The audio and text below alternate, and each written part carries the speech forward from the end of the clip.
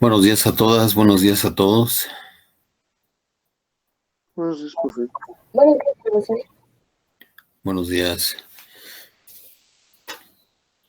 Compañero Cabañas, ya me tiene por ahí el dato, por favor, de cuándo se van.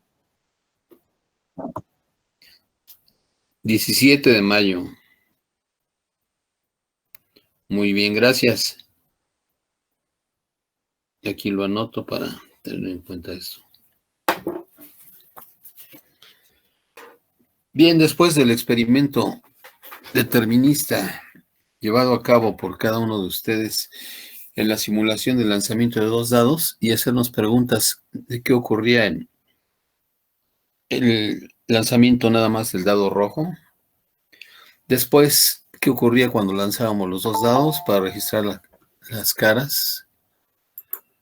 Ahí teníamos 36 resultados posibles, que los podía ver con orden, a modo de parejas, a modo de un par de valores, una abscisa y una ordenada, pensando que los puedo graficar en un sistema de ejes coordenados, donde la abscisa representaba lo que asigno en la cara del dado rojo y la ordenada en la cara del dado azul. Esto en un ensayo.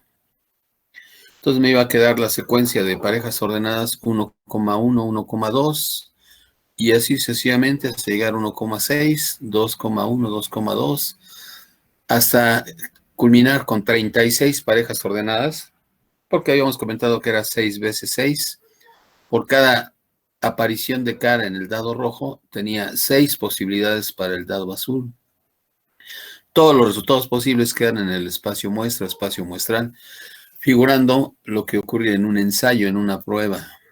O sea, no se refiere a los 50 lanzamientos de los dos dados. En un ensayo, en una prueba, ¿cómo diseño el espacio muestra? Así, con los resultados posibles. Dado rojo cara 1, dado azul cara 1, dado rojo cara 1, dado azul cara 2, hasta llegar al 6,6, ¿verdad? Entonces, para la abscisa tenía 6 posibilidades y por cada una de ellas tenía 6 posibilidades para la ordenada. 6 por 6, 36. Hizo la observación de que si alguien desea anotar primero lo que apareció en la cara del dado azul y luego en el dado rojo, correcto, pero de igual manera serían 36, nada más que ahora en el eje de las X tendría que asentar los resultados posibles para el dado azul y en el eje de las Y cambiar a los resultados posibles para el dado rojo. La redacción de los eventos que se construyan a manera de ejemplos, pues tendría que ser pensando en ese orden. Parejas ordenadas, puntos en el plano. Destacamos que no era lo mismo 3,5 que 5,3. Son puntos diferentes en el plano.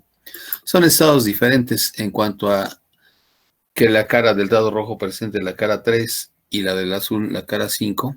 A ponerlos al revés, ¿verdad? 5,3. Entonces ahí tenía 36 resultados posibles. El último experimento, también con el lanzamiento de los dos dados, ya no necesitamos más que el registro que cada uno tiene. Hablaba de la suma de las caras o la suma de los puntos en las caras de los dos dados. Entonces el espacio muestral te lleva a todos los resultados posibles. Tendría 2,3, hasta llegar a 12, ¿verdad? Que es la suma máxima. Cuando te encargues de sumar la cara 6 con la cara 6 en cada dado. Ese es el valor máximo. El valor mínimo, cara 1 con cara 1, te daría la pareja 2,2. De acuerdo con mi registro, ustedes tendrán el suyo propio. Levante un histograma, nada más que lo puse aquí en segundo lugar. Un histograma lineal porque la variable es discreta, no puse rectángulos. Y si pusiera rectángulos en vez de líneas, esos tendrían que ir separados. ¿Qué me presenta el histograma lineal? Bueno, en el eje vertical pongo la frecuencia de los diferentes resultados posibles, que aparezca la suma 2, que aparezca la suma de caras igual a 3, hasta llegar a la suma de caras igual a 12. En este caso, Para mí, por ejemplo, la suma de caras igual a 2 no me quedó en ninguna ocasión.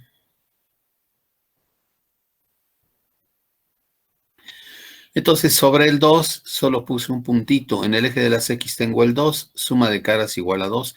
No es la cara del dado rojo, ahora estoy con un histograma. La cara del dado rojo y la cara del dado azul deben sumar 2. Bueno, ningún éxito para ese evento en mis 50 ensayos. Por eso solo quedó un puntito. Luego voy a analizar qué ocurrió en mi registro, en los lanzamientos, para que la suma de las caras me dé 3. Eso me ocurrió en 2 ocasiones, entonces levanto una línea vertical a partir de la abscisa x igual a 3 y lo toco una ordenada 2. 2 es la frecuencia o el número de éxitos para el caso en que la suma de caras me dé 3. Después que la suma de caras me dé 4, ahí por cierto tuve también coincidencia con el número de éxitos, 4 y 4. Después que la suma me dé caras, la suma de caras me dé 5, eso tuve 6 éxitos. La suma de caras da 6, me quedó en 7 ocasiones. Que la suma de las caras me dé 7, aquí me quedó 6 éxitos. Entonces, en el eje de la izquierda, en el eje vertical, tengo la frecuencia o el número de éxitos. Si se desea, puedo complementar con el eje vertical del lado derecho para la frecuencia relativa. ¿Cómo determino esta? Bueno, en el caso de que la variable aleatoria suma de las caras de los dos dados de 8, entonces le corresponde una frecuencia de 9 en mi caso. Para ustedes debe ser distinto o quizá algunos coincidan con el 9, ¿verdad? Entonces, la suma igual a 8 quedó en 9 ocasiones, 9 éxitos. Esa es la frecuencia. La frecuencia relativa, lo que se acerca a la probabilidad, es de 9 cincuentavos, porque fueron 50 ensayos. Lo convierto en centésimos multiplicando por 2 numerador y denominador. Ya tengo 18 centésimos, es decir, 0.18. Esa sería la frecuencia relativa del evento variable aleatoria igual a 8, es decir, toma el valor 8. Para la variable aleatoria es la suma de las caras de los dados. Y así para los resultados que siguen. Ahí tengo en el eje vertical marcadas las frecuencias correspondientes. Esa es la probabilidad empírica, es decir, la probabilidad vía frecuencia relativa. Una aproximación a esa probabilidad me la da la frecuencia relativa. Y si tuviera más lanzamientos, más de los 50, 1000, 2000, etcétera, entonces tendría mayor aproximación al valor teórico de la probabilidad. ¿Cómo podríamos tener más lanzamientos sin de veras llevarlos a cabo? Pues reuniendo lo que todos ustedes hicieron en una super tabla allí, registraríamos lo que apareció en el dado rojo, en el dado azul, la suma de las caras, ya tendríamos bastantes registros y luego podríamos tomar una especie de promedio, ¿verdad? De todos sus registros, contar en cuántas ocasiones apareció la cara 2, en cuántas ocasiones apareció la cara 3, etcétera, la suma igual a 3, la suma igual a 4, en fin, y eso nos daría valores cercanos por la regularidad estadística que está respaldada en la ley de los grandes números. A mayor número de ensayos, mayor aproximación a la probabilidad teórica. Entonces, por esa regularidad estadística, tendríamos algo más parecido al histograma que presento por acá arriba. Ahí está registrada la probabilidad teórica. Probabilidad teórica en el sentido de que los valores de la variable aleatoria 2, 3, 4 hasta llegar al 12 no son todos con la misma posibilidad de aparecer. Por ejemplo, para que me dé la cara 2, perdón, la suma 2, tendría nada más un caso, ¿verdad? Que en lanzamiento de los dos dados tenga uno en cada cara, cara roja y cara azul. Entonces, yo tendría allí uno de 36 casos posibles en probabilidad teórica. Una posibilidad entre los 36. Que la suma de las caras me dé 3, tendría dos casos, 2,1, 2 dado rojo, 1 azul, al revés, 1 dado rojo, 2 dado azul. Entonces ahora tendría 2/36 en la probabilidad teórica. Y así hasta llegar a, en este caso, el valor más alto en probabilidad es cuando la suma de las caras me da 7. En términos de probabilidad teórica, ¿por qué? Pues porque para construir la frecuencia para la probabilidad para el 7 tengo que considerar varios casos, ¿verdad? Uno con el 6 y la otra pareja 6,1, donde invierto abscisa y ordenada. 2 con el 5, 5,2, 3 con el 4, 4,3. Y eso, ustedes hacen el conteo completo, les da 6 resultados posibles en la probabilidad teórica para que la variable aleatoria tome el resultado 7, es decir, para que la suma de las caras me dé 7. A mí no me ocurrió eso en mi experimento. Aquí en el otro histograma, el que construí para probabilidad empírica, el valor de la variable que tiene mayor probabilidad fue de 0.18 y quedó para suma igual a 8. Hay una discrepancia, por supuesto, ¿verdad? Porque 50 lanzamientos es algo todavía muy bajo. A ustedes les debe quedar algo similar. Este histograma ya está en el tablón, o lo subiré al tablón después, y la comparación de los dos histogramas, el que ustedes construyen para su registro, y el original, digo, el valor teórico de la probabilidad, queda ahí en términos comparativos, para que puedan observar, palpar la regularidad estadística, ¿verdad? ¿Alguna pregunta con estos histogramas?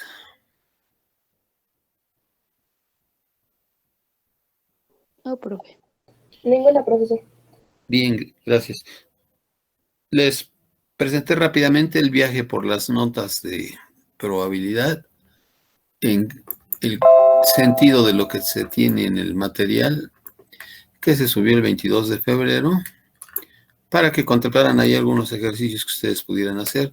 Ojalá los intenten y si surge alguna duda, pues la vemos aquí cuando me la pregunten, ¿verdad? Este tipo de ejercicios que llegaron hasta la página 85. Ahí termina este asunto de estadística.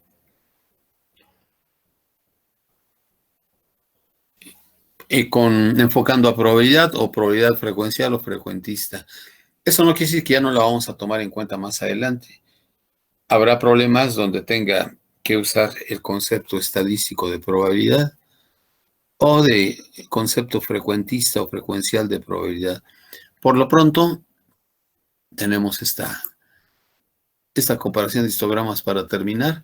Y ahora vamos a acercarnos al enfoque clásico de la probabilidad, donde necesitamos la herramienta de conjuntos. Teoría de conjuntos es muy amplio en matemáticas, un área totalmente independiente y está relacionada con la lógica matemática. Cuando digo lógica no me refiero a la lógica del sentido común, a la lógica que se usa por allá en la vida diaria. Me refiero a la lógica de dos valores, la lógica simbólica. Nociones de ella la tuvieron, más allá de lo que hizo Aristóteles, lo tuvieron en filosofía 2, si es que llevaron esa asignatura completa, y sobre todo si se las dio a alguien del área, alguien con formación en filosofía. Hablaron un poquito de enunciados o proposiciones y tablas de verdad. Quizás se adentraron hasta cuantificadores, argumentos. Quizá nada más vieron ahí algunos modelos llamados tablas de verdad y los memorizaron. Una vez pasó el examen, pues se olvidan. ¿Por qué? Pues porque quien nos da la asignatura luego no es del área. En México es muy común que quien da la asignatura no tenga la formación por una serie de problemas, ¿verdad? Ahí de credencialismo, compadrazgo, mala preparación, improvisación, etcétera, etcétera. Es muy común que matemáticas le impartan los ingenieros de bastantes áreas, ingeniería en transportes, ingeniería en informática, etcétera. Y también, pues, que filosofía le impartan, digamos, abogados o licenciados en administración de empresas, en fin. Cuando eso no ocurre y nos dan tenemos la fortuna de que nos den profesores del área, o profesionistas correspondientes en el área, pues llevamos una formación más completa, ¿verdad? Una formación integral. Para eso están esas materias de corte humanístico, para que la formación como estudiante politécnico en el bachillerato se acerque a lo integral, ¿verdad? Y que no nos digan afuera, ustedes son técnicos, ustedes no saben nada de esto. Para ustedes el arte, las humanidades, la literatura no son importantes. Pero en fin, ojalá por ahí recuerden algunas cosas de tablas de verdad, porque vamos a tocarlas. No voy a estudiarlas, voy a tocarlas, voy a comentarlas, porque en esas está respaldado lo que vamos a construir en operaciones entre conjuntos. Los conjuntos los vamos a asociar a eventos. Los eventos son conjuntos, cierto tipo de conjuntos. Entonces voy a disminuir este documento. Nada más déjenme abrir uno nuevo por acá.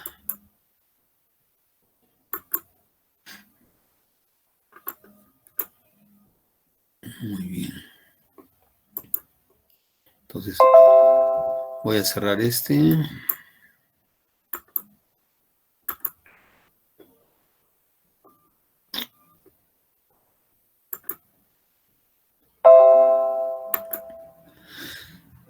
Y abro un nuevo para poder manipular mi pizarrón.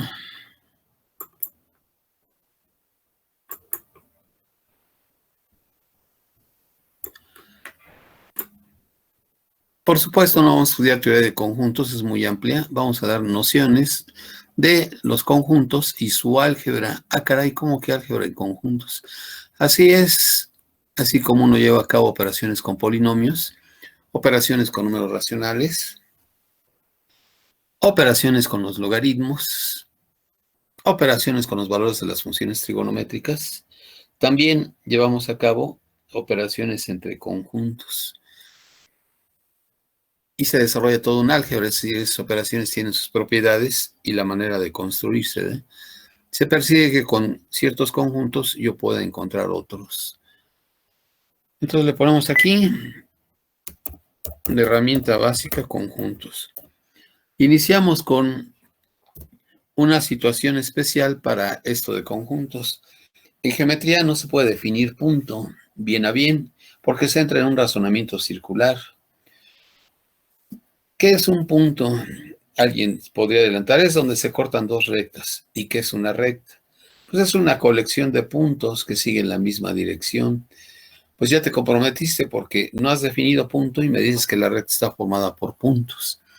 Y mayor compromiso, me hablaste de dirección. ¿Qué cosa es dirección en términos de lo que se quiere definir en geometría? Total, tratar de definir punto, recta y plano conlleva un razonamiento circular, a un círculo vicioso, ¿verdad?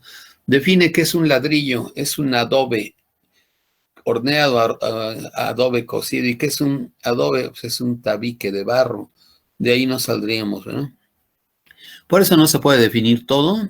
Tenemos términos indefinidos de la teoría, o también se llama términos primitivos o conceptos primitivos, o bien términos indefinidos. Punto, recta y plano los encontraron en geometría, no se pueden definir.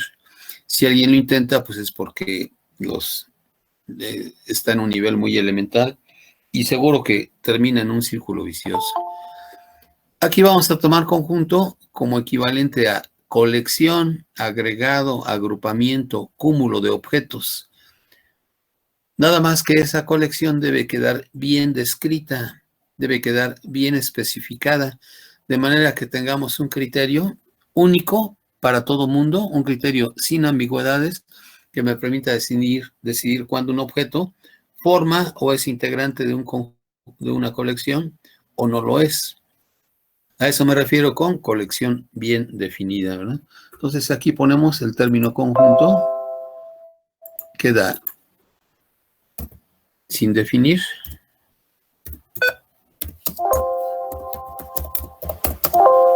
Oh, ya le había puesto modo texto.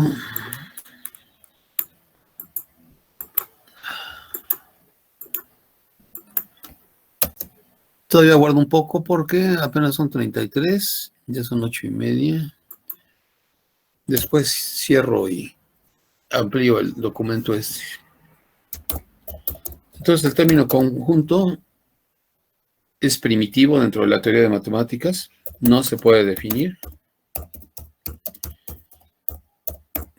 en función de términos más simples.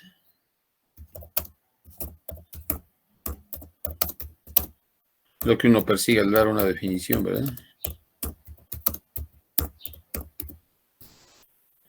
Entonces, es un concepto primitivo o un término primitivo. Así se les llama. Como cuando uno intentaba demostrar cosas en geometría, no se puede demostrar absolutamente todo, tiene que partir de axiomas o postulados. Aquí igual no puedes definir todo, algunos los vas a tener que tomar como no definidos.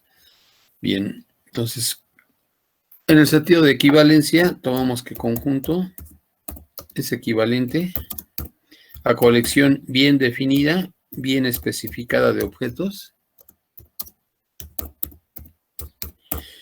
Colección, agrupamiento, agregado, en fin.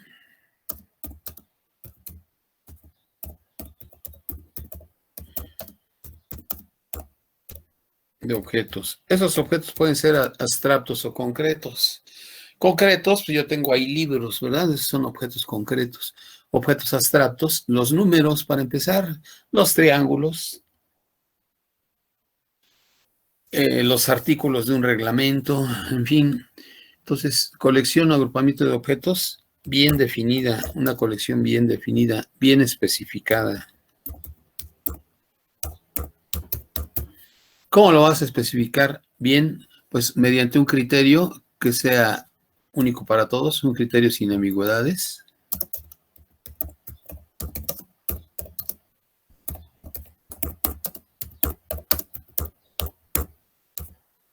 Sin ambigüedades.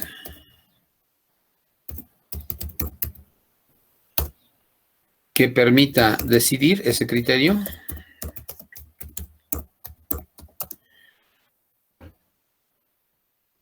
Si algún objeto específico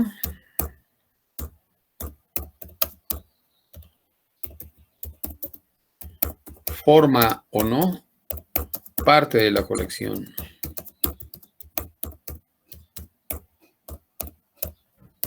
Bueno, entonces, para que yo tenga un conjunto, debo tener una colección de objetos bien especificada, bien definida.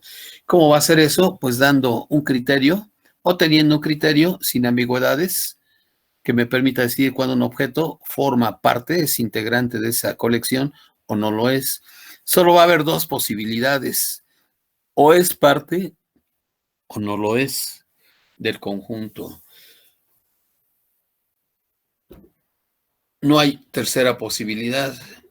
Así digan por fuera que es uno cuadrado, ¿verdad? Y que a veces las cosas no son negras o blancas. Para los objetos que yo incluyen conjuntos, no podré decir a veces está en el conjunto y a veces no, en el conjunto específico, ¿no? Es decir, solo manejo falso o verdadero. Bueno, para los conjuntos vamos a designar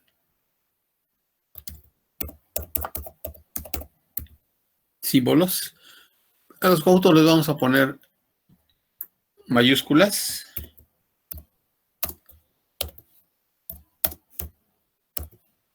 Letras mayúsculas de nuestro alfabeto. Salvo dos conjuntos específicos por ahí.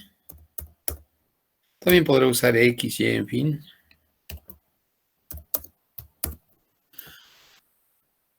Vamos a completarle. Z, O.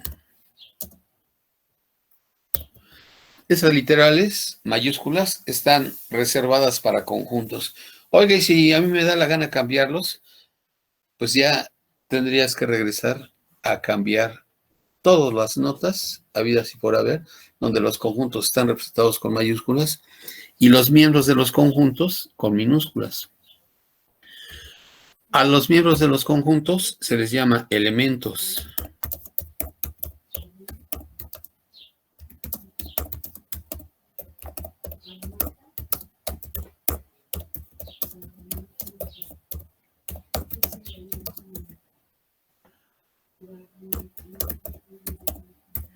Y para ellos designamos las minúsculas. A minúscula, B minúscula, en fin. Puedes poner la representación con X, Y, Z si quieres.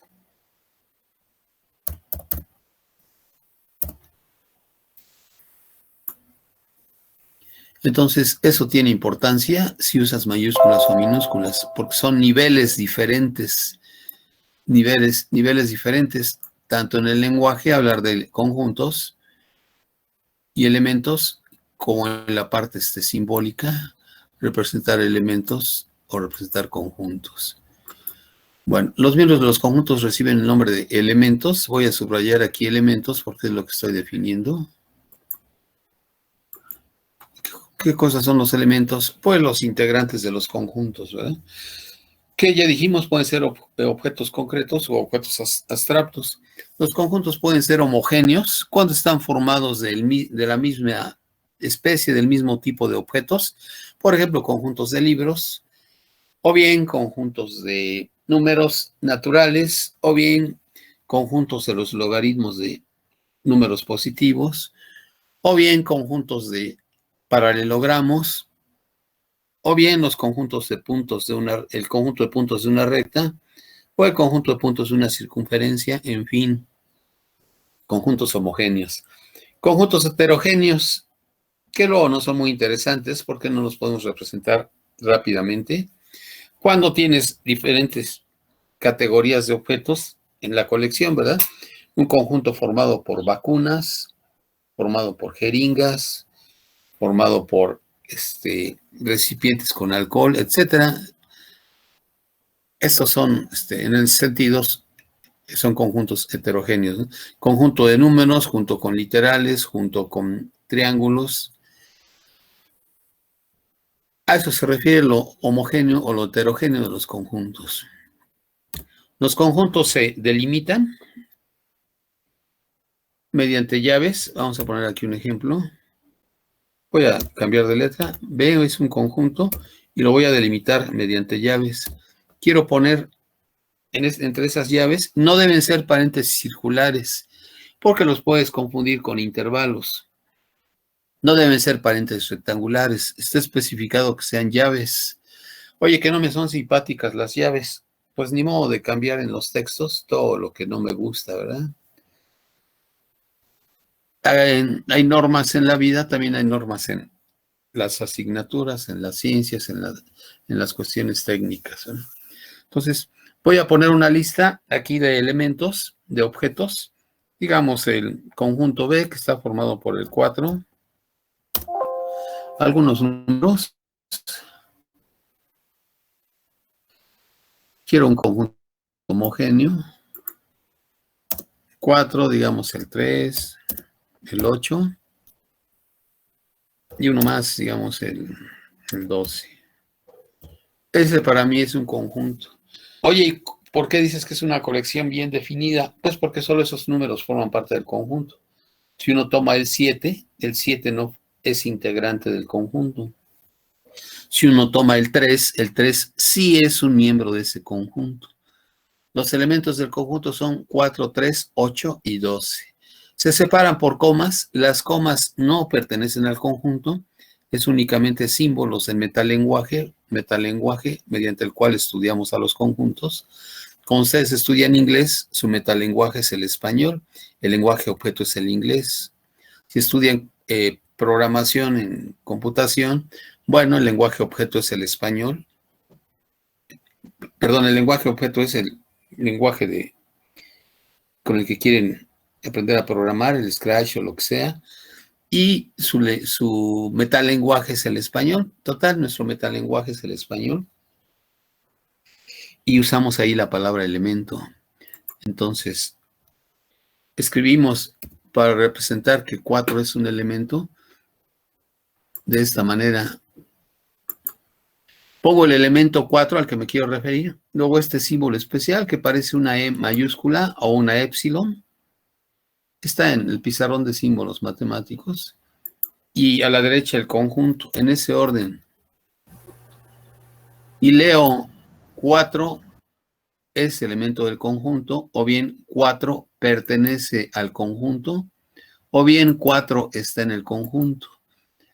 Entonces, allí este símbolo, le voy a poner comillas, al símbolo que empleo para marcar la relación de un objeto con un conjunto e indicar que ese objeto es miembro o parte del conjunto.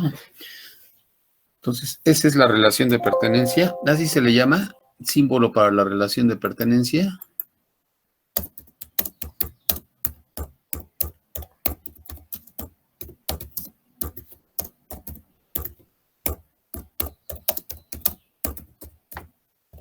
Se está construyendo un nuevo lenguaje, hay que tener mucho cuidado con los significados correspondientes, la semántica del lenguaje, la sintaxis del lenguaje, escribirlo correctamente. Este símbolo no se puede poner al final, por ejemplo. Tiene que estar donde lo puse en medio, entre el elemento que queda a la izquierda y el conjunto que queda a la derecha. Ese es el símbolo de pertenencia de la o para la relación de pertenencia. Hay relaciones en matemáticas como esta de igualdad, como la relación de menor que, mayor igual, en fin. Esta se llama relación de pertenencia y es con conjunto, en el lenguaje de conjuntos, entre elemento y conjunto. Bueno, ¿cómo leer esta situación? Le ponemos aquí otra flechita. Se lee de la siguiente manera. 4 es elemento de B, 4 más abreviado está en B.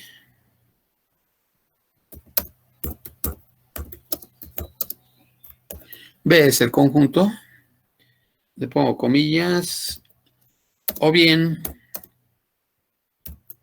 4 pertenece a B. Por eso se habla de la relación de pertenencia.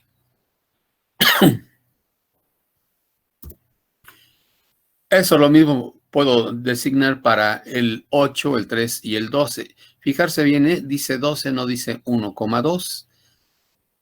Las comas son precisamente para no confundir, ¿no? Si no pongo comas, tendría el número, ¿qué? 443,812. No ese es el propósito. El propósito es tener el conjunto de dígitos 438 junto con el número de 2 cifras, ese ya no es dígito, 12, ¿verdad? El mismo símbolo me es útil para representar cuando un objeto no forma parte del conjunto. Me voy a referir, por ejemplo, al 2. El 2 no forma parte del conjunto, no es integrante del conjunto. Simplemente es la relación de pertenencia con una diagonal en la parte superior, como cuando se escribe distinto a o diferente de, ¿verdad? La igualdad con una diagonal sobre ella. Eso es para la negación de que 2 sea elemento de B, en este caso no lo es. Habrá conjuntos donde sí tenga yo esa relación de elemento.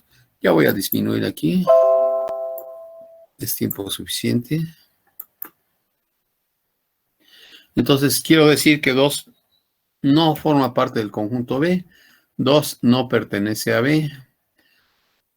2 no es elemento de B. Es la negación. Le ponemos comillas. Aunque está de más decir que como se lee, de todo modo lo anoto, ¿verdad? 2 no es elemento de B, no pertenece a B, no está en B.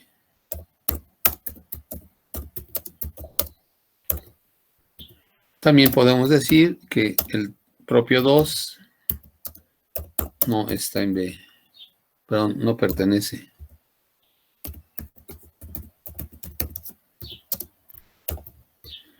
Ya no necesito decir que B es un conjunto porque estoy usando mayúscula, ¿verdad? O sea, necesito decir completo, 2 no pertenece al conjunto B, simplemente lo escribo como va.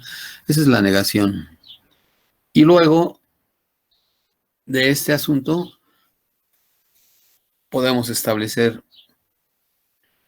a ver si entiendo la idea, podemos establecer cuándo hay colecciones que no son conjuntos.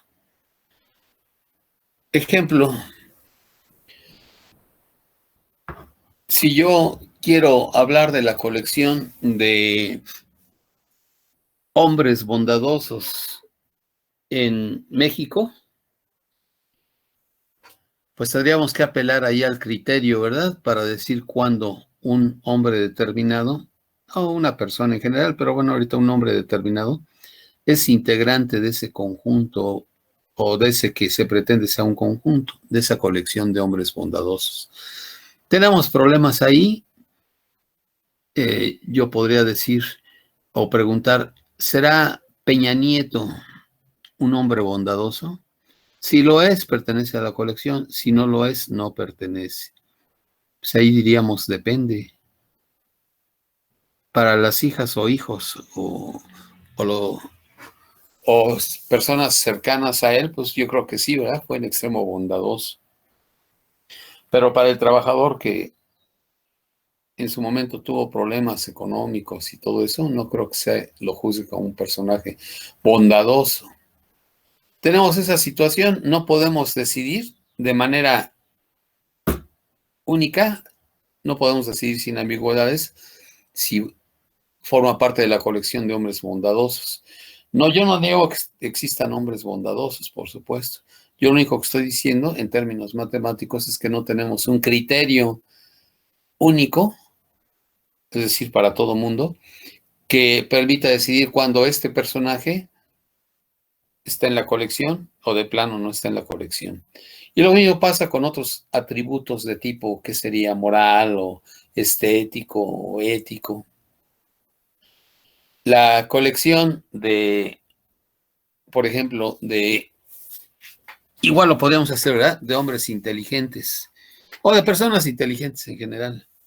Ahí tendríamos problemas, sí, que se niegue que hay personas inteligentes.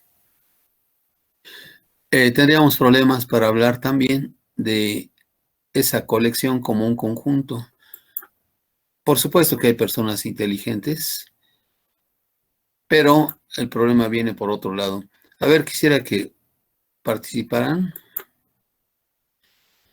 ¿Ustedes cómo ven? ¿La colección de personas inteligentes podrá tomarse como conjunto o no?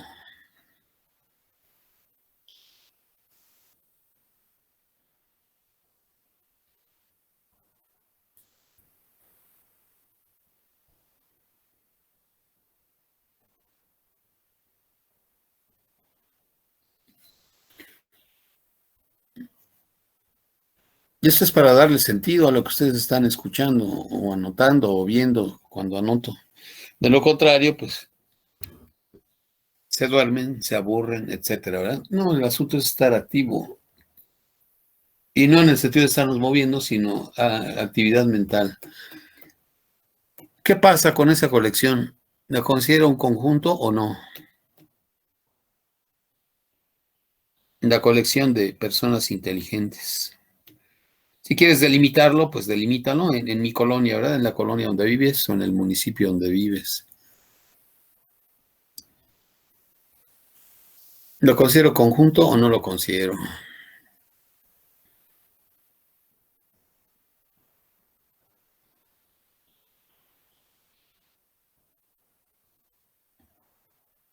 A ver si está con nosotros González Vega. ¿Qué nos puede decir?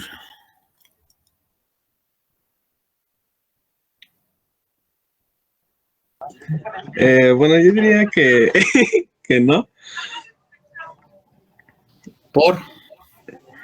Es que mm,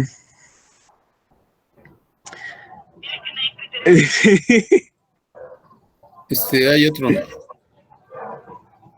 Bueno, Mendoza, Italia está con nosotros. Tenemos que argumentar nuestra respuesta, no es nada más de sí o no. Arcos Mateos está con nosotros.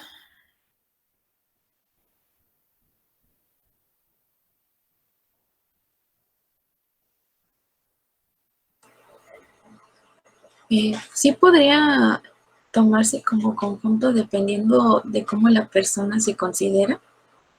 Y gracias, Giovanna. Pregunté a otras personas, pero me contesté. Qué bueno que conteste. Me dice que sí podría considerarlo como conjunto, dependiendo de la persona. No, pues entonces ahí no tengo un criterio único, ¿verdad? Porque no es que dependa de la persona, depende del criterio. Le podríamos mencionar un personaje de actualidad y decir, lo ponemos en la colección de inteligencia o de personas inteligentes o no la ponemos. Usted dice, depende de la persona. Sí, por supuesto, depende del objeto. Yo hace rato mencioné al objeto en el sentido de bondad o no bondad, ¿verdad? Mencioné al señor Peña Nieto, que anda por ahí disfrutando sus ganancias.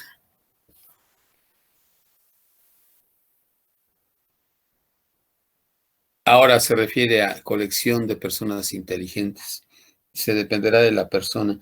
Piensa en una persona en particular, piénsela. Y ahora vea si para usted esa persona es inteligente o no. Y si comparte el criterio con todo mundo.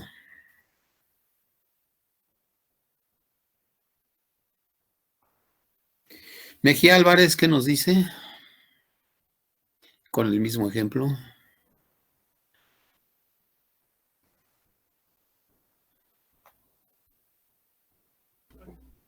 Sobre si puedo considerar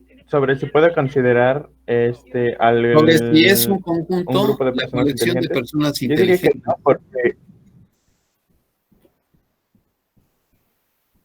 bueno, es que para empezar tendría que evaluar cómo. Ay, no me escucho. Ah, Sí, sí sí, me lo escucho. escucho.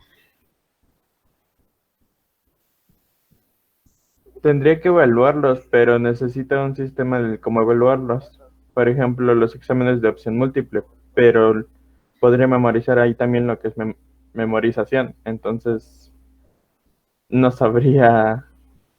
eh, Podríamos evaluarlos siendo que la inteligencia sería la persona que conoce y aplica esa información.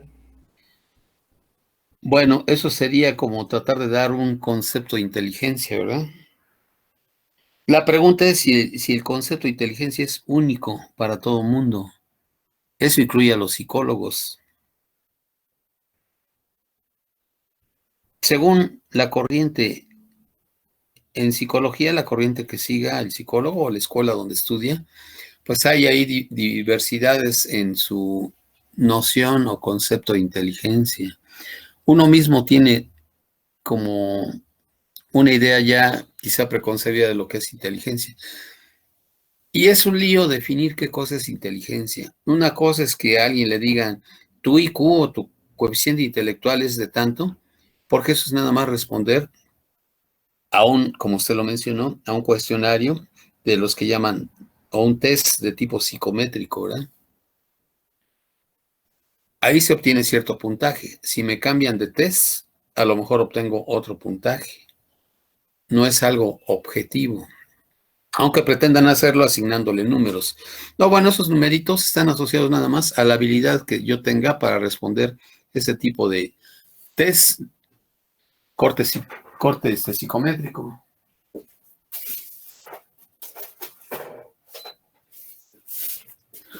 Ustedes, si no no les han aplicado test de ese tipo, se los van a aplicar quizá cuando ingresen a la escuela superior. No como examen independiente o test independiente, viene incluido en el examen de admisión o de selección. Una partecita, a veces con el razonamiento numérico, hay quien piensa que ya midió la inteligencia. Ahora se habla de inteligencias múltiples, hace tiempo eran 7, luego subió a 9, creo que ahorita andan en 11. Y dice, no se puede decir, este es inteligente, este sujeto es inteligente. Tienes que decir, inteligente para qué. Hay una inteligencia musical, una inteligencia de tipo de lenguaje, una inteligencia verbal, vamos a decirlo, inteligencia numérica, en fin, muy complicado hablar de inteligencia. Aunque nos parezca una palabra común y corriente y desgastada, ¿verdad? A veces nos ocurre que tenemos compañeros cuando estudiantes, decimos, mira qué inteligente es este compañero, ni toma apuntes, ni estudia y pasa sus materias. O bien, pues este compañero ni siquiera entraba a clase y se echa todas las materias extraordinario o a título, ¿verdad? Las aprueba. Qué inteligente es. Bueno, eso requiere cierta habilidad, ¿verdad? No se niega cierta astucia, sobre todo para saber contestar los exámenes que se nos aplican. Pero habrá que ver si al compañero correspondiente le va a ir bien en la escuela de nivel superior, donde ya está en juego la parte de análisis al 100%, ¿verdad? Análisis y síntesis, no nada más la memoria. ¿Qué hará alguien en la Escuela Superior de Medicina si no sabe tomar apuntes? ¿Lo grabará en su celular? ¿O por qué necesitará tomar apuntes si nunca los tomó en bachillerato o no los toma? Pues porque la información aumenta en calidad y en cantidad. Imagínense anatomía, el tamaño de un libro o el grosor de un libro de anatomía. Y la o el profesor correspondiente no les va a dar todo, les va a dar una parte y ustedes tendrán que completar la que falta. Y a lo mejor siguen siendo exámenes de opción múltiple o de relación de columnas o qué sé yo, pero es mucho más información.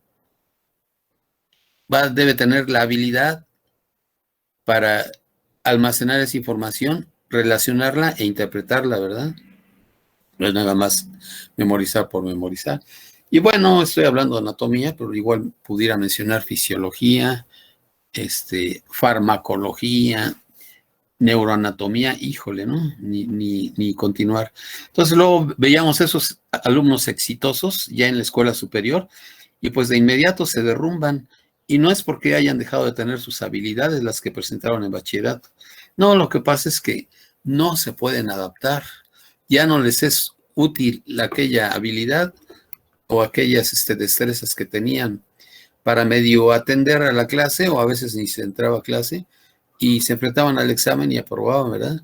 O porque tenían una capacidad sorprendente de sintetizar en un acordeón o cosas por el estilo.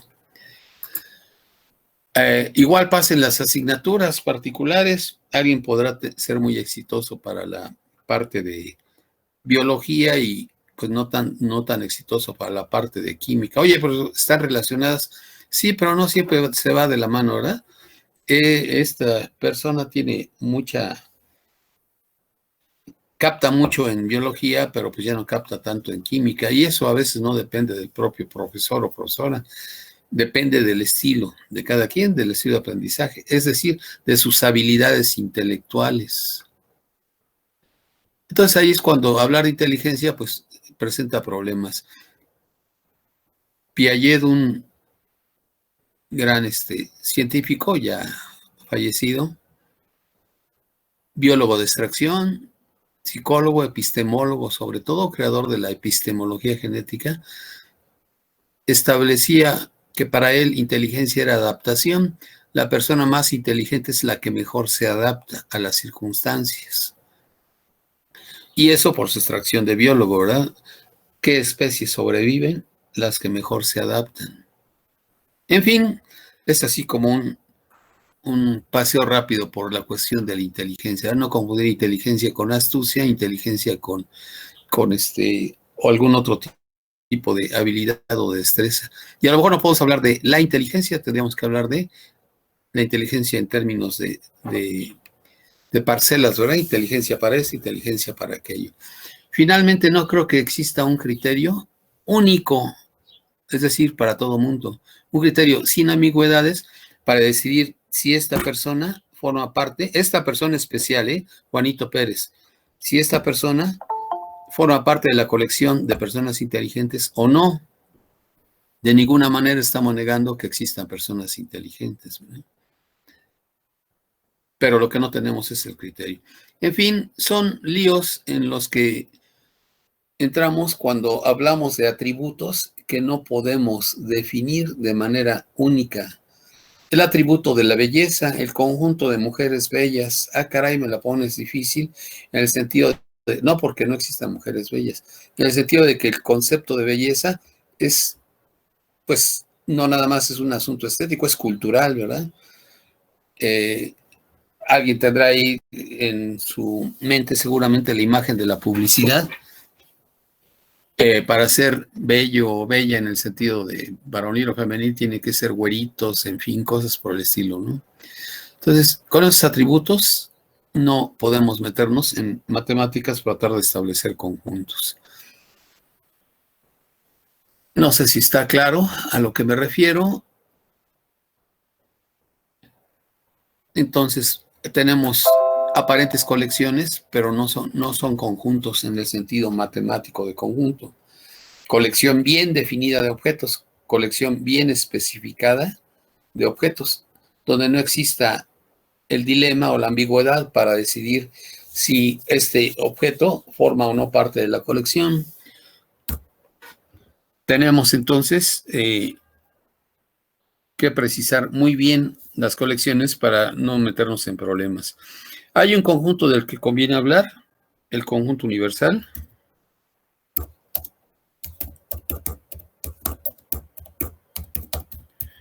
Es una referencial, es un referente que vamos a tomar para de ahí extraer partes de ese conjunto, otros conjuntos a los que vamos a llamar subcolecciones o subconjuntos. Pero este no es el conjunto de todos los objetos habidos y por haber, de todos los pensamientos, de todas las personas. No. Cada problema, cada situación requiere de su conjunto universal. El conjunto universal es relativo a cada situación.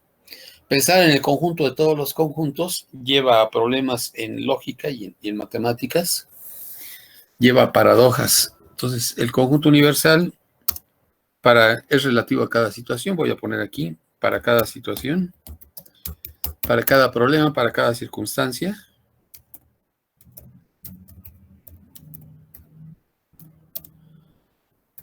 Es aquel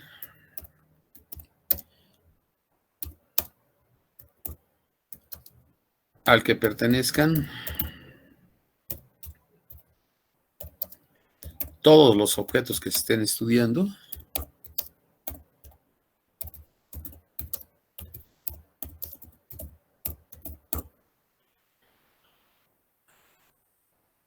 cada circunstancia, cada situación tendrá un conjunto universal. Entonces, de este conjunto,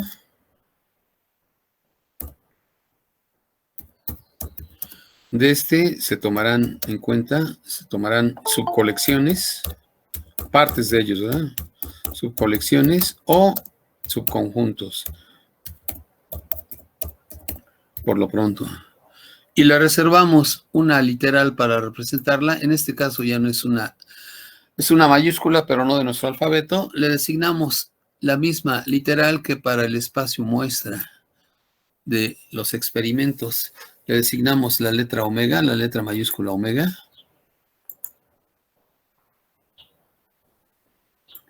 Otros utilizan la U mayúscula, pero el problema con la U es que se va a confundir con el símbolo de unión, una operación entre conjuntos más adelante. Entonces, vamos a usar omega para el conjunto universal. El espacio muestra en un experimento es el conjunto universal de ese experimento. Cuando citemos eventos, los eventos van a ser partes de ese espacio muestra. Lanzaste el par de dados en un ensayo y todos los resultados posibles, las parejas ordenadas 1, 1, 1, 3, 2, 2, 6, 4, etcétera, forman parte de ese conjunto. El conjunto universal es el espacio muestra, por eso usamos la misma letra. Entonces, quedamos, no vamos a usar la U para conjunto universal, ¿eh? Bueno. Y hay otro conjunto específico del que conviene hablar, llamado conjunto vacío, conjunto nulo, y estará asociado al evento imposible en probabilidad. El conjunto universal está asociado al evento seguro. Entonces, vamos a hablar aquí del conjunto vacío. Todos los conjuntos vacíos se identifican entre sí, es el que carece de elementos. Y uno diría, ¿y qué caso tiene estudiar un conjunto que carezca de elementos? El mismo que tiene hablar del cero en el terreno de los números, ¿verdad? Entonces, el conjunto vacío o nulo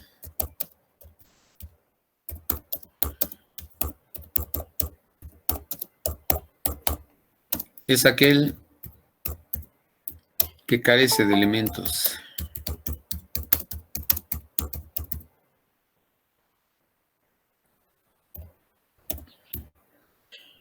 Y le reservamos una literal para representarla, la misma que para hablar del evento imposible, le presentamos con la letra Phi.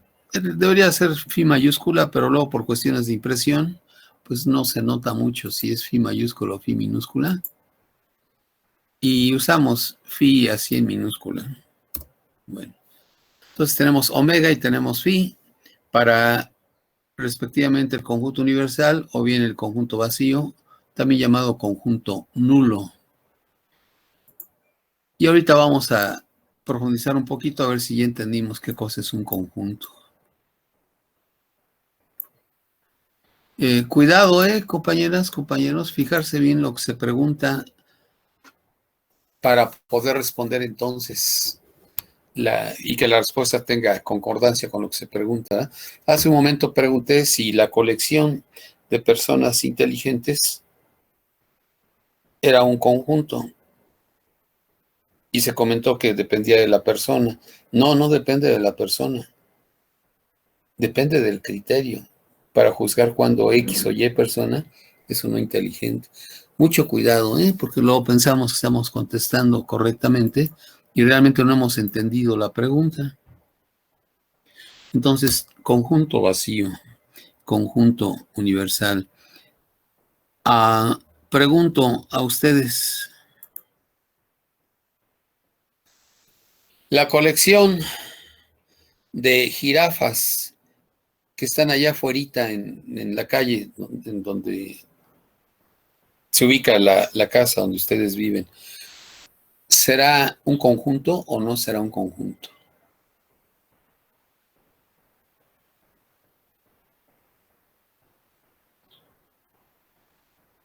Repito, la colección de jirafas que están en este momento en su calle, ¿es un conjunto o no es un conjunto?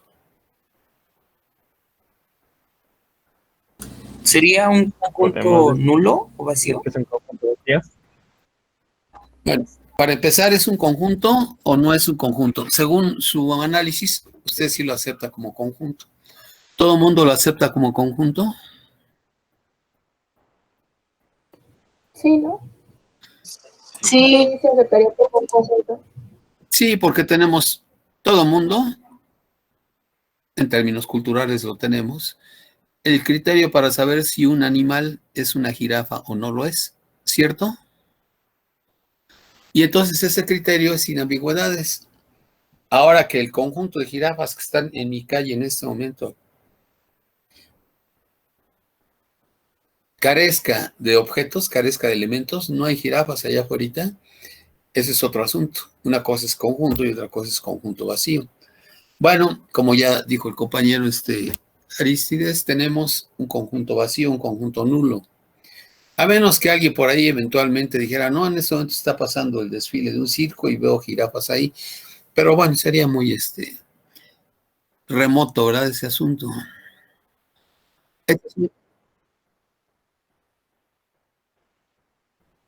Perdón. Bueno, no me fijé bien. Porque mi indicación de que están hablando nada más son los 3 puntitos ahí que aparecen al lado del micrófono. Perdón. Entonces, conjunto vacío, conjunto nulo. Cada quien puede ponerse el ejemplo de conjunto nulo. El conjunto de números, hablando ya en términos de objetos abstractos, el conjunto de números pares distintos de 2 que son primos. El 2 es un número par y es un número primo, por eso lo estoy haciendo a un lado. El conjunto de números pares, excepto el 2, que sean números primos. Ese es un conjunto, es una colección bien definida. Todos sabemos distinguir números pares de los que no lo son, números primos de los que no lo son. Entonces tengo el conjunto de todos los números distintos de 2, que son pares y primos a la vez.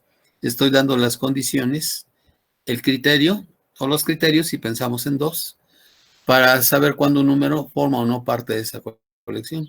El conjunto de números pares y primos, excepto el 2, ¿será ese un conjunto? Pues sí, porque todos sabemos cuándo un número es primo y cuándo un número es par.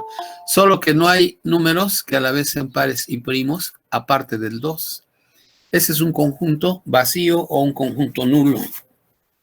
el conjunto de gatos, el felino, ¿verdad? El animalito, la mascota, el conjunto de gatos con 8 patas. Digamos, caray, salvo alguna eventualidad por ahí de un experimento con toda la mala fe del mundo, un experimento genético, pues no tenemos ese tipo de animalitos, ¿verdad? Pero sí sabemos que es un gato y sabemos distinguir las patas de un gato. Ese sería un conjunto vacío. Cada quien puede darse un ejemplo de conjunto vacío. Si hablamos de animalitos, nuestro conjunto universal podrían ser los mamíferos. O en otro caso, si hablamos de animalitos en biología, nuestro conjunto universal podrían ser los primates, ya no todos los mamíferos, los primates. Y así sucesivamente, ya ven que en biología ustedes tienen una clasificación de especie, género, familia, etcétera, ¿no? Bueno, es atendiendo a esa clasificación, no tanto en jerarquía, sino en cómo van formando los conjuntos. Entonces ya hablamos de conjunto nulo, conjunto universal, dimos ejemplos de lo que podría considerarse como conjuntos y cuando no tenemos un conjunto en especial. Ahora interesa otro asunto para la relación de pertenencia. Y ahí tenemos que acudir al principio o ley del tercero excluido, lógica simbólica, ley del tercero excluido. Entonces, para conjuntos me refiero a lo siguiente. Si me dan un conjunto específico, pongo aquí, dado un conjunto particular, ¿verdad? Un conjunto específico. Y un objeto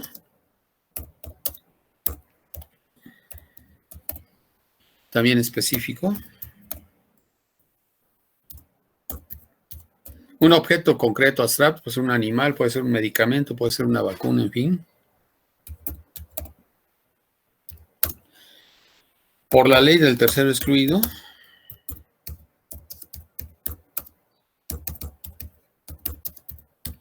por el principio le ponen algunos, solo puede ocurrir, solo de solamente,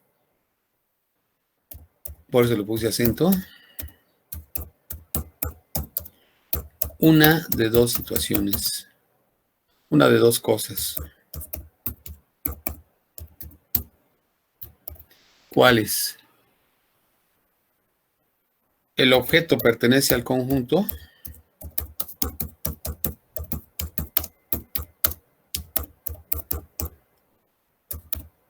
O bien, no dice y, dice o. O bien, no pertenece al conjunto. Esto es lo que les he estado comentando varias veces. Por los que socialmente nos dicen cuadrados por allá afuera. Y eso ya tiene que ver con lógica, ley del tercero excluido. Vamos a reconstruir algunas cosas. Entonces, si me dan un conjunto B mayúscula y un objeto X minúscula, solo puede ocurrir una de estas dos cosas. O que X pertenece a B o que X no pertenece a B. No me puedo quedar en el no sé, no me puedo quedar en que a veces sí y a veces no. ¿Por qué? Así es la lógica. O el enunciado o proposición es falsa, o el enunciado o proposición es verdadero. No tenemos ambigüedad. Pero que en la vida no pasa así, que a veces este es bueno y a veces es malo, que en términos de personas, que a veces esto es blanco y otras veces es negro o es una tonalidad de gris. Sí, eso es la vida real, pero la lógica no tiene por qué explicarte. La lógica simbólica, la lógica matemática, no tiene por qué explicarte cómo funciona el mundo. Si esas fuéramos, entonces el mundo tendría que ser racional y vemos actos de irracionalidad, pero por doquier, ¿verdad? Sobre todo en el medio que nos rodea aquí en el país. Bueno, hecho esta aclaración, la lógica no me explica el mundo, no me interpreta el mundo. Otra cosa son los fenómenos cognitivos, el pensamiento, el razonamiento. Pasamos a algunas cuestiones de lógica y las vamos a recordar, las vamos a retomar. No voy a estudiar lógica ni les voy a evaluar lógica, pero está implícito, en teoría de conjuntos, en probabilidad, el análisis lógico del lenguaje, el análisis gramatical del lenguaje. Son dos análisis, ¿verdad? Sí con acento, sí sin acento. Sí con acento es afirmación, sí sin el acento es para un condicional. Cuidado, porque hasta un acentito te cambia las cosas. Me pregunto, ¿sé leer? Es decir, ¿puedo comprender lo que leo? ¿Puedo distinguir lo que significa sí con acento a sí sin acento? Por mencionar un ejemplo, ¿verdad? Y me pregunto, ¿sé escribir? Es decir, ¿puedo transmitir mis ideas con corrección, sin ambigüedad, con precisión? ¿Por qué me interesa eso? Bueno, si no estuviera en la escuela o pretendiera estudiar una carrera, a lo mejor no me sería útil, ¿verdad? Saber escribir con precisión. Voy a tener que presentar informes, voy a tener que leer informes o diagnósticos de pacientes, qué sé yo. Entonces debo hacerlo con precisión, porque si no sé escribir y el médico que sigue cuando termine el turno de el médico A, el médico que sigue, el médico B, va a leer el informe, cómo quedó el paciente, y si el médico A no se supo explicar, el médico B va a tomar decisiones respecto al informe que está leyendo, ¿verdad? Y pueden salir mal las cosas. A eso me refiero con el análisis lógico y análisis gramatical del lenguaje. Intervienen los dos. En conjuntos tenemos toda una sintaxis, bueno, en toda la matemática y en todos los lenguajes. En música, en química, tenemos la sintaxis correspondiente, el significado correspondiente, ¿verdad? La ortografía correspondiente, como decía, no es lo mismo sí con acento que sí sin acento. Interprétalo ya en términos lógicos. Pregunta en lógica. Traten de recordar, porque lo más cómodo decir no me acuerdo. Algunos le llaman enunciados, otros le llaman proposiciones, otros le llaman sentencias. Por un anglicismo por ahí, sentencias. Pero bueno, ¿qué cosa era un enunciado o proposición? Estoy para ustedes en filosofía o más específicamente en filosofía 2. Me interesa esto porque las ciencias, la misma técnica, pero las ciencias están llenas de enunciados o proposiciones, ¿verdad? ¿Qué cosa es un enunciado o proposición? A ver, ¿quién me lo puede decir? Con sus propias palabras. Acuérdense, sé leer, sé escribir. Ojalá de filosofía les haya quedado más allá de la calificación, ¿verdad? Es decir, haber comprendido conceptos. ¿Quién me platica qué cosa es un enunciado o proposición en ese terreno? Maestra, Dígame. ¿me puede escuchar? Sí. Adelante. ¿Podría ser un enunciado que nos arroje información y mediante ella podemos llegar a conclusiones? Que arroje información y que lo usemos para llegar a conclusiones. Le proporciona un número telefónico, digamos, ¿no? El 911. Esa es una información. Y le puede llevar a formar conclusiones, ¿verdad? Buscarle, bueno, ¿y ese teléfono para qué? Pues es que es el de emergencia, en fin. Pero el darle la información 911 ya es un enunciado. Preguntó, Mariano. No. A ver, No. entonces vamos a enriquecer eso.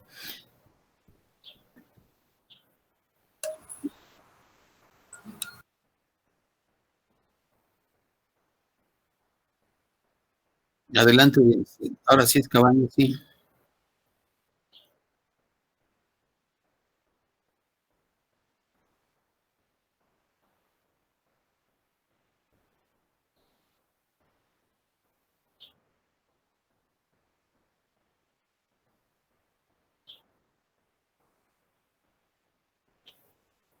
Bien, que sea una expresión declarativa del lenguaje. Esto ustedes lo complementaron, espero, en estas materias que se llaman ¿Qué expresión oral y escrita? 1, 2, y luego ¿qué?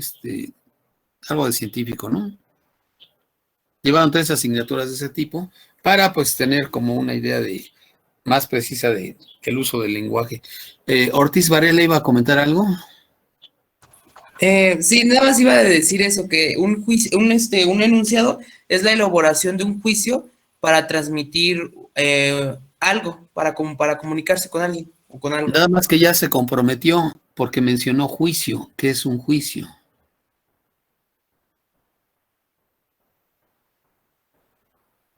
Pues ahora sí que sería como un enunciado. Ya caímos como en algo circular, ¿verdad? Está bien, no estamos aquí, estamos tratando de reconstruir el concepto de enunciado o proposición. ¿Alguien más?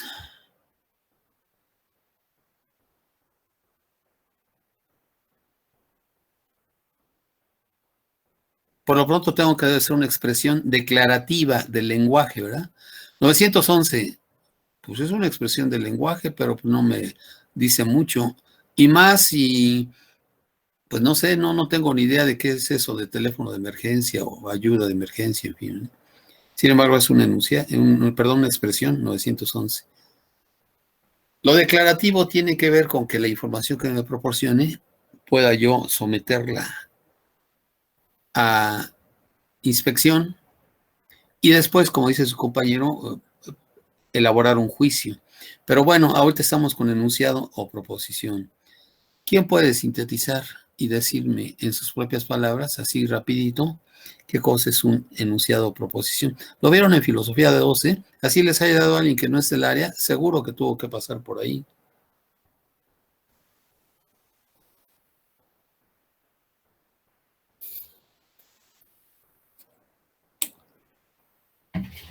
La parte importante, expresión declarativa del lenguaje.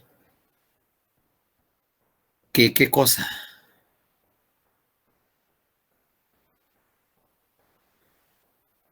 Pues que es o falsa o verdadera. Esa es la clave del asunto. Pero solo una de las dos. Si yo digo, hay vida en Marte, pues por lo pronto no puedes decir que eso es falso o verdadero. No es un enunciado, o cuando menos no es un enunciado científico. Oye, pero que están estudiando, bueno, eso es otra cosa, ya hasta que haya un veredicto respecto a los estudios que están haciendo, las naves que han mandado por allá, a lo mejor, ¿verdad? Pero por lo pronto ese no es un enunciado, porque no puedo decir si sea falso o verdadero. A lo mejor digo tal vez, o a lo mejor digo quién sabe, pero esa no es una respuesta de inspección del enunciado. Si es enunciado, puedo precisar que es falso o es verdadero. No sé, queda por allá. Así de riguroso es el asunto. Entonces, regresamos, ¿verdad? Un enunciado es una expresión declarativa del lenguaje que tiene la característica de de asignar un valor de verdad, falso o verdadero. A veces sí, a veces no, eso ya es otro asunto. En lógica clásica, en lógica simbólica, en lógica matemática, lógica de dos valores, la lógica común, pues, ese es un enunciado o proposición. Característica, puedes juzgar si es falso o verdadero. Y eso es para todos, ¿verdad? Entonces, enunciado o proposición. No voy a poner aquí el concepto. Ustedes podrían buscarlo si no han tirado sus notas o apuntes o el libro que hayan utilizado por allá en Filosofía 2. Entonces, simplemente ustedes las representaban con minúsculas. Y después, cuando había enunciados, preparaban argumentos, elaboraban, por decir así, juicios, ¿verdad? Bueno, esto no es estándar, algunos le ponen mayúsculas. Bueno, si quiero seguir eso, he visto por ahí cuestionarios que les aplican. Hace tiempo que había exámenes departamentales, nos tocaban cuidar o ser sinodales en asignaturas que no eran las nuestras. Intercambiábamos porque pues, no se daban abasto los profesores para cuidar. Los de física cuidaban matemática, los de matemáticas eran sinodales en física, en química, en fin. Alguna vez en una sinodalidad de filosofía, pues vi el tipo de materiales, ¿verdad?, que presentan ahí. Entonces, enunciado, proposición. Hay enunciados atómicos o proposiciones atómicas. Por cierto, siempre tienen que llevar un verbo de por medio, así como los eventos, ¿eh? Un evento al lanzar una moneda no es la moneda, ese no es un evento. Tengo que decir, la moneda en todo caso es un sustantivo, ¿verdad? Moneda. Tengo que introducir un verbo, algo que le dé ahí la característica de acción. La moneda presenta cara sol o exhibe cara sol. El dado muestra la cara 3, mostrar, ¿verdad? Presentar, exhibir. En los enunciados debe haber también algo así de por medio, ¿verdad? Abre la puerta, eso no es un enunciado. Y en gramática pues tiene sus diferencias, ¿verdad? Oración, frase. Abre la puerta en sentido exclamativo, en sentido de orden, ese es otro asunto, ¿verdad? Ahí diría, pues me estás ordenando que abra la puerta, yo sabré si lo hago o no lo hago, o estoy obligado a hacerlo, en fin. Los enunciados atómicos serían cosas del tipo: París es capital de Francia, 4 es un número par, 5 es un divisor de 6, un divisor exacto de 6. Esta última es falsa, ¿verdad? Es una proposición falsa. 5 divide al 6, el verbo dividir. París está en Francia, el verbo estar. O París es la capital de Francia, el verbo ser, ¿verdad? Ser es. Entonces siempre debe haber un verbo de por medio. Enunciados atómicos: París está en Francia, decía, 4 es un número par. Enunciados moleculares o compuestos o proposiciones compuestas: París está en Francia y 4 es un número par. Roma es la capital de Italia o 7 es un número primo. Si llueve en Toluca, entonces hace frío en este momento, en ese lugar. Son enunciados compuestos y se vinculan mediante conectivos lógicos. Bueno, en gramática también se habla de conectivos, pero ya en ese terreno, ¿verdad? Para ese objeto particular de estudio, ese propósito particular de estudio. Conectivos lógicos. Tenemos varios conectivos. Tenemos el conectivo para la conjunción. Esto y aquello. Juanito hace la tarea y ve la televisión en este momento. Esa es una conjunción. Está asociado con la I. De una vez vamos a poner aquí la I. La I nos va a ayudar a formar eventos compuestos. Va a ser o resultado de operaciones entre conjuntos. Para la I en lógica, a lo mejor ustedes usaron este símbolo. Yo voy a usar este símbolo, es el invertido del que usan para otro conectivo, esta que parece V, pero también se designa para clasificar como verdaderos los enunciados. Entonces, se llama Bell, no es realmente una V. Tenemos este símbolo invertido para hablar de I. Y hay otro, algunos ponen de plano la Y. Vamos a ponerle aquí, yo lo voy a poner aquí. No, déjame ir al modo texto. La I comercial, el ampersand le llaman, que he estado usando también en otros terrenos. Y pues conectamos los enunciados diciendo este y aquel, ¿verdad? Digamos P y Q. Con el Bell invertido, el símbolo de Bell invertido, tenemos este, o bien, que es el que voy a usar yo, bueno, el que vamos a usar nosotros acá. Si no quiero usar la O ahorita,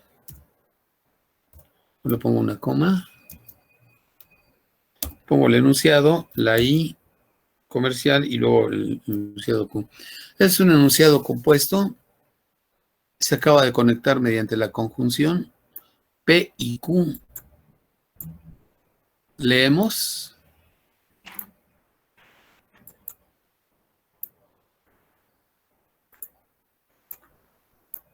Y tiene una tabla de verdad que describe precisamente el comportamiento de esos enunciados compuestos. Una tabla de verdad de acuerdo a cómo se comportan P y Q en valor de verdad. Si uno es verdadero y el otro falso, ¿cómo me dará la conjunción? Bueno, naturalmente antes de la conjunción está la negación. Voy a ponerla aquí. Nada más que para negar no necesitas dos enunciados, solo uno. Sobre todo para recordar el símbolo, ¿verdad? Todos sabemos negar enunciados. Y lo vamos a usar en probabilidad, ¿verdad? Niega que por lo menos uno tiene este atributo, que por lo menos 5 satisfacen esta condición. Niega que a lo más 8 personas usan lentes. Eso lo tenemos que saber negar. No nada más decir no es cierto que, tenemos que saberlo negar, ponerlo en términos abreviados, ¿verdad? Pero tiene su chiste saber negar. Entonces, la negación de un enunciado de una proposición es dar la correspondiente opuesta en valor de verdad. Si un enunciado es verdadero, su negación será falsa. Y si un enunciado será falso, su negación será verdadera. Algunos utilizan el símbolo de semejanza, bueno, la tilde más bien, para poner negación, la negación de P, o bien un como bastón, ¿verdad? Un bastoncito aquí. Uy. A ver si está en mis símbolos lógicos. Así, aquí está. Ese bastón. Tengo con eso la conjunción. Déjenme hacer aquí espacio. Esa es la negación. Después lo asociaremos con una operación entre conjuntos llamado complemento. Por lo pronto, en enunciados se representa de esa manera la negación. La conjunción está con la I, ya sea el vel o algún otro. Uso con la I. Y ahorita reconstruimos rápidamente los valores de verdad, la tabla de verdad. Vamos aquí, punto. Vamos con otro conectivo, el conectivo de disyunción.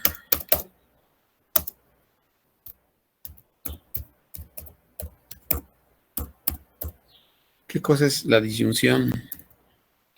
Juanito hace la tarea o ve la televisión. La O es la disyunción. Por cierto, hay una O inclusiva y una O excluyente. Luego eso como les hace líos para distinguir eventos no excluyentes y eventos excluyentes. Y peor aún cuando se confunde con eventos independientes, eventos dependientes. Hay que aclararse muy bien ese asunto. La disyunción tiene que ver en este caso con la O. Y bueno, damos el símbolo de una vez. Algunos le ponen de plano la O, yo creo que porque les aterra el simbolismo, le ponen P o Q. La disyunción en el sentido inclusivo, a menos que se diga otra cosa, después la comentamos con la O excluyente. Ahorita tenemos el uso de la O incluyente. Es P o Q, pero no ponemos la O, ponemos el símbolo que le representa. Aquí sí con el vel. Parece una V. Disyunción P o Q. Y aclaramos aquí que es en el sentido incluyente. Esto en los documentos oficiales que tienen que ver con lo jurídico, lo judicial, tienen que ser muy precisos. Los contratos en la parte de empresas, etcétera. Y a veces ponen P, I, O, Q o P, O, I, Q con una diagonal, ¿verdad? O sea, este enunciado I, diagonal O al revés, O, diagonal I, para decir que incluye las dos cosas. Podrían ser las dos, P y Q o P o Q. Bien, este es en el sentido incluyente o inclusivo. Después ponemos el excluyente o exclusivo, ¿eh? disyunción P o Q. Otro conectivo lógico. Aquí solo una manera de representarlo, sin usar la O directamente. La O con acento, ya siendo más precisos, lo utiliza para lo excluyente. La O sin acento para lo incluyente. El condicional o implicación. Los que pasaron por el curso de geometría haciendo demostraciones, seguro que también tuvieron que haber escuchado, cuando menos, las palabras de condicional o implicación, la unión, la intersección, en fin. Condicional o implicación, enunciado compuesto, tiene que ver con el sí, entonces, déjame ponerlo aquí abajito. Y ahí sí requiere de más cuidado. Si P, entonces Q. Le voy a abreviar. Si P, entonces Q. Algunos le ponen una coma, puede ser.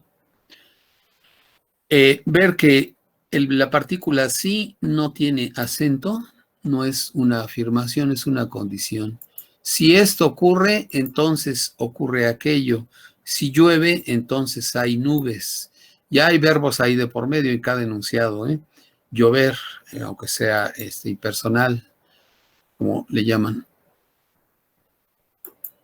Y el verbo haber, referido a nubes, ¿verdad? Si llueve, entonces hay nubes. Es un condicional. Cuidado, porque cada partecita tiene su nombre, primero con abreviatura. Algunos usan la flecha simple, nosotros vamos a usar la flecha doble. P implica Q, si P, entonces Q. Y cada partecita tiene su nombre. Allí vamos a poner que más espacio. P en los condicionales, el enunciado P, el que pones al principio antes del entonces, antes de la flechita, es el antecedente.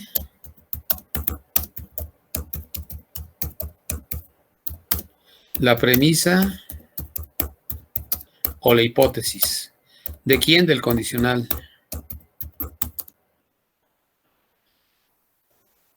Cuidado, porque aquí hipótesis no tiene el mismo significado o el mismo sentido que se le da cuando uno dice, por ejemplo, en física, en biología, formulé una hipótesis para llevar a cabo una investigación. O aún en estadística, ¿verdad? Pruebas de hipótesis. Prueba esta hipótesis. Haz esta prueba estadística, esta prueba de hipótesis. Bueno, la hipótesis termina por demostrarse, es decir, por darla como verdadera o desecharla.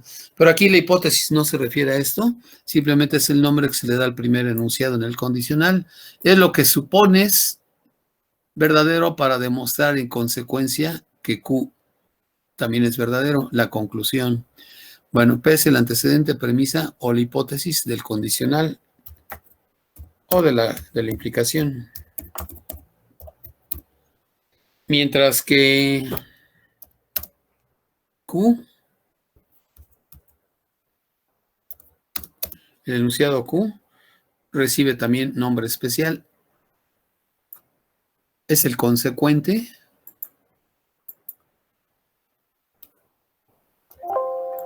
del condicional o de la implicación.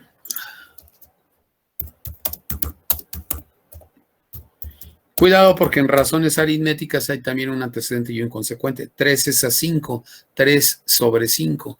3 es el antecedente, 5 el consecuente.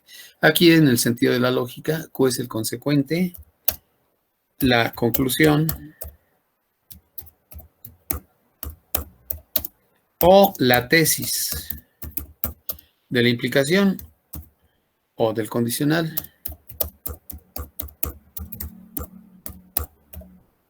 Bueno, en estos casos, cuidado, se tiene que P es suficiente, es una condición suficiente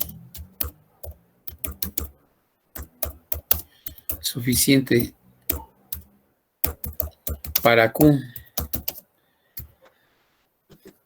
Si doy un condicional verdadero, como es un enunciado compuesto, al fin enunciado debe ser o verdadero o falso. Si doy un condicional verdadero, si llueve, entonces hay nubes, cuando menos en nuestro planeta, el sentido que tenemos de lo que conocemos. Si llueve, entonces hay nubes.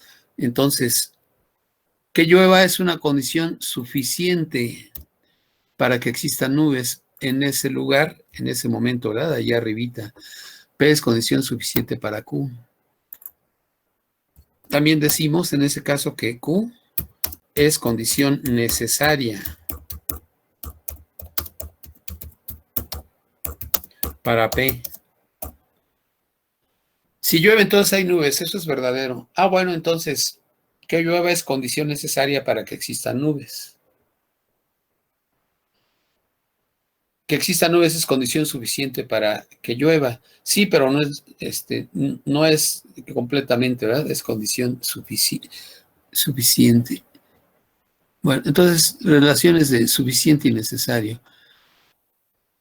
Ese ejemplito de si llueve, entonces hay nubes, luego es bastante útil porque es un condicional verdadero.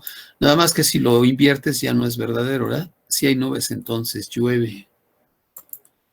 Oye, a veces sí, no, en general. Si es verdadero, debe ser verdadero siempre. Si hay nubes, entonces llueve. No, necesitas otras condiciones climáticas para que llueva, ¿verdad? No nada más las nubes. Velocidad del viento, humedad, etcétera, etcétera, ¿verdad? Bueno, también se dice en forma más breve, si P, Q, si P, Q, ¿verdad? Se concluye Q. O también se dice Q, si P.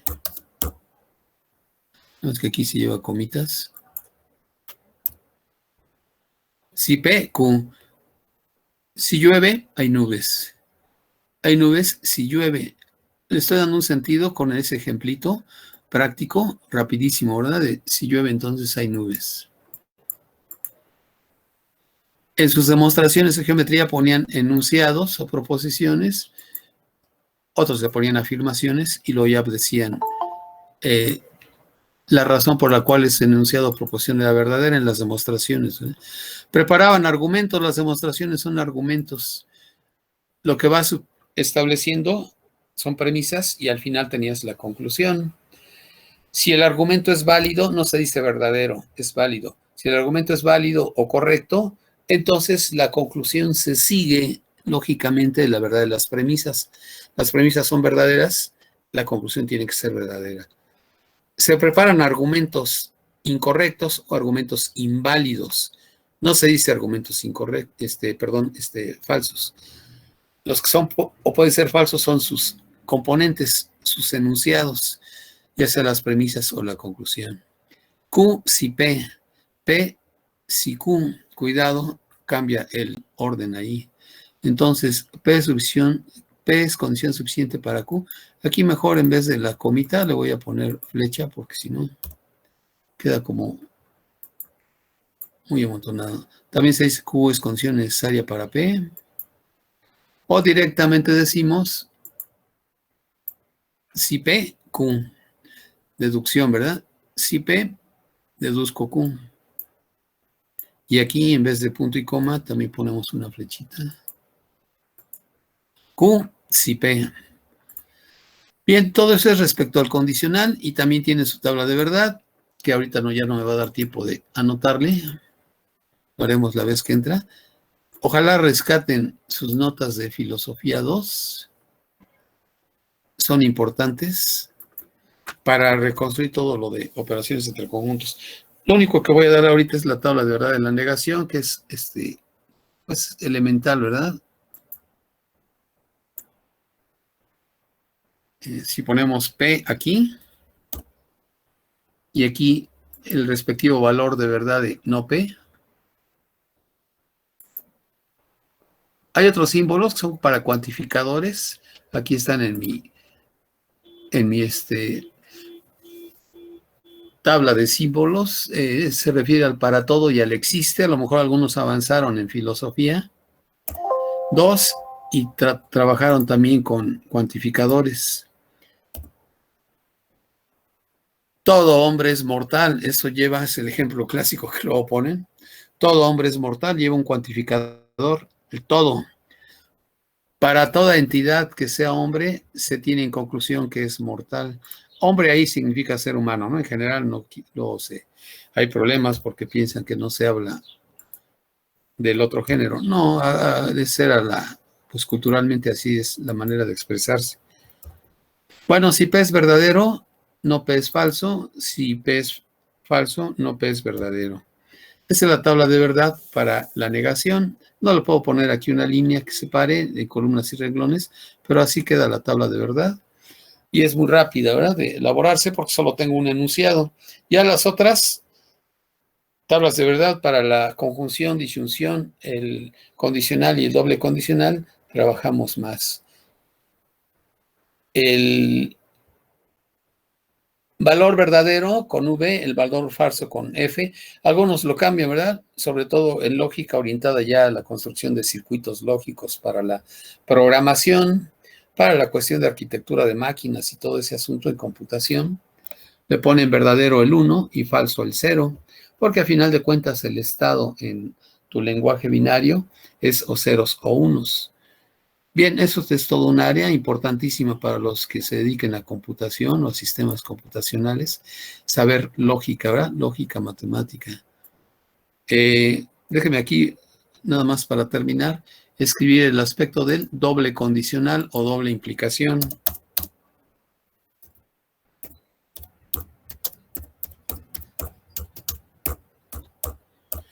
Recordar el símbolo que se utiliza. P, sí y solo sí Q. Vamos a ver entonces.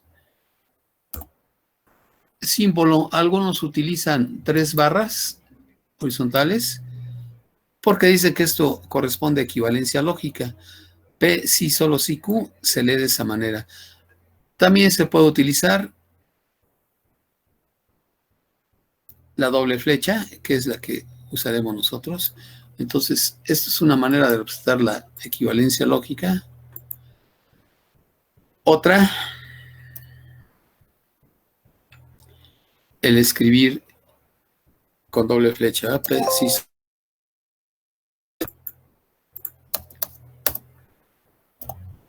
Doble flecha en el sentido de los dos extremos. Y eso se lee así, P si solo si Q. Si P, entonces Q, y si Q, entonces P. Hay enunciados de la vida real en términos condicionales que son verdaderos en ambos sentidos. El que yo di como ejemplo de si llueve entonces hay nubes, no es verdadero de regreso. Si hay nubes entonces llueve. Sin embargo, hay enunciados que sí lo son, ¿verdad? En un sentido y en el otro. En el sentido de ida, P implica Q, es verdadero, y en el sentido de vuelta también, Q implica P, es verdadero. El de vuelta se llama recíproco. Y se habla, por ejemplo, de teoremas en matemáticas como el recíproco del teorema del triángulo isósceles.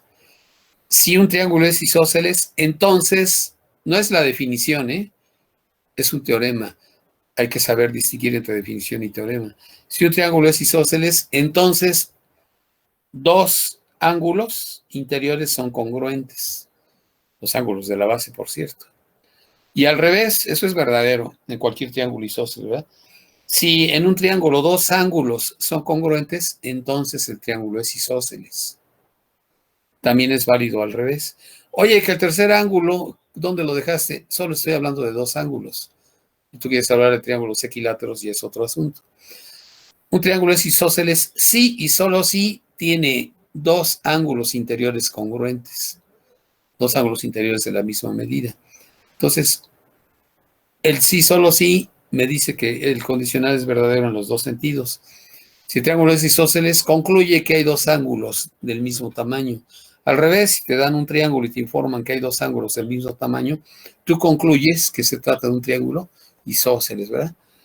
Es el sentido del juicio que decía el compañero hace rato. Formulamos juicios a partir de los enunciados.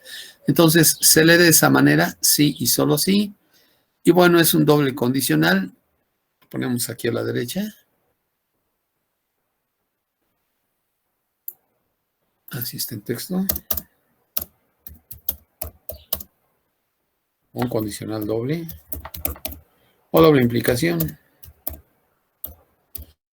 Doble en el sentido de que tiene que ser correcto, P implica Q, y el otro se unen con conjunción, uno y el otro. P implica Q, solo que voy a poner paréntesis, y luego I, Q implica P. Esa es la doble implicación a la que me refiero. Quedan pendientes las tablas de verdad para esto y les vamos a analizar un poquito, no nada más, no es para memorizar, es para analizar porque es el análisis que tenemos que estar haciendo cuando estemos ya calculando probabilidades o simplemente cuando estemos haciendo uniones, intersecciones entre conjuntos, buscando complementos de conjuntos, calculando diferencia entre conjuntos. Eso se extrapola y se lleva a eventos. Uy, aquí ya se deformó.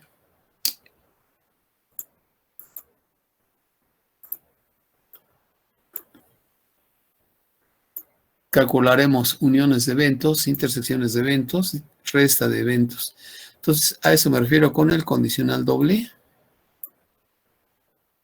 Doble implicación. De hecho, las definiciones tendrían que elaborarse así, sí y solo sí. Este animal es un primate, sí y solo sí, y luego las características que cumple.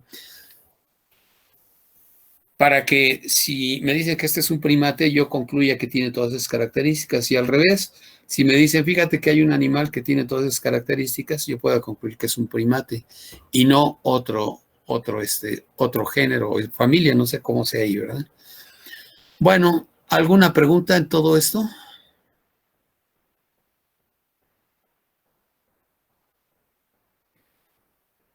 Ojalá rescaten sus notas por ahí, algo deben tener de Filosofía 2, para que no les suene tan raro lo que les estoy comentando. Tomo la asistencia.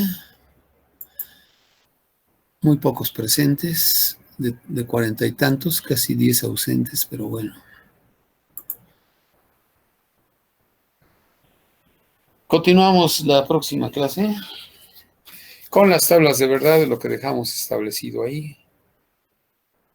Síganse cuidando, pueden desconectarse. Gracias, profe. Hasta luego. Que les vaya bien. Hasta luego, Hasta profesor. luego. Igualmente, Gracias, profe. Que tenga buen día.